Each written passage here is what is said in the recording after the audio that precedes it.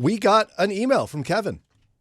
And Kevin asked a question about something we discussed earlier this week regarding Jeremiah 29:11. Lauren, can you summarize our discussion on that?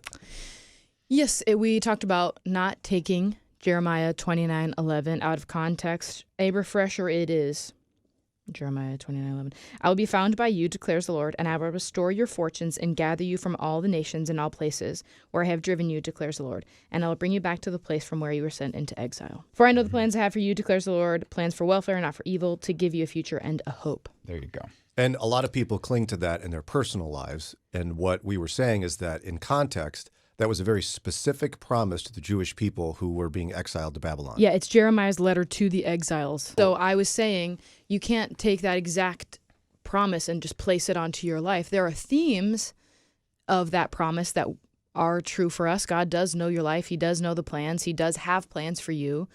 But this exact promise is for the Israelites of that time because it's a letter to the Israelites. And so our email from Kevin was asking, help me determine when we choose to apply scripture and when we can say, quote, not for us in the here and now. Yeah, in fact, I don't even know if it's, I don't need to read the details. It was a very well-written, nice note. Thank you for that, Kevin. He's essentially like, yeah, how do I know when I can apply a promise to myself? And it felt to me like he was kind of saying, I really would prefer if I could take Jeremiah 29:11 for myself. And honestly, whenever this has come up over the years, people get upset because some people have it for their life verse. Yeah, and the email says, for example, 1 Timothy was written to Timothy, Revelation 1:4 indicates it was written to 7 churches, yet we quote from these sources freely and often. So when can we take scriptures that are for us, can we apply them to us, and when are they contextual? What's your answer to that, Pastor? Yeah, so I do this thing called Teach Me How to Fish at our church. I was looking at something because I actually had it's a verse I was looking for. I can't find it though. But Teach me how to fish. Yeah. Is that teach me how to read the Bible essentially? Yeah. Okay, so what's the basic principle we need to know with Jeremiah 29:11? Well, I think the verses basic like that. Well, I think even before getting to the basic principle of just understanding, like at the heartbeat of the first question that he asks is, how do we know what to apply? Because all scripture is written, even if it's not written to us, it's written for us. And so there has to be, unless we understand that there's a way to apply every scripture we read, then you'll start getting people to just throw out whole sections of the Bible and say, oh, that doesn't apply to me. But there's still a principle in every passage of scripture. And so one of the things when you're studying the Bible and you're trying to understand, first and foremost, what am I trying to apply to my own life from the context or from the words spoken to a specific group of people, is we want to abstract or we want to pull out the principle of the text, because the situation is always going to be cultural. The principle that is being taught is going to be timeless.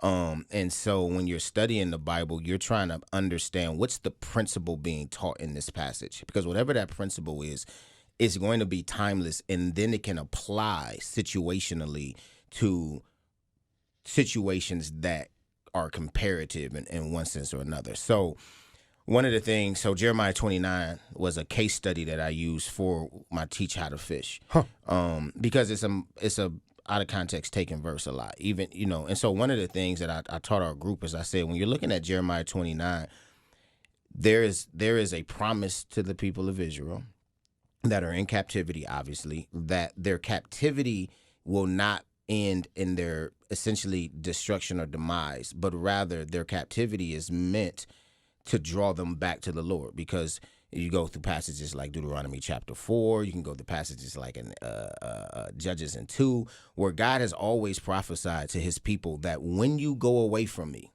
I will send you into the nations, I will send you into captivity, and that discipline was meant to draw his people back to himself.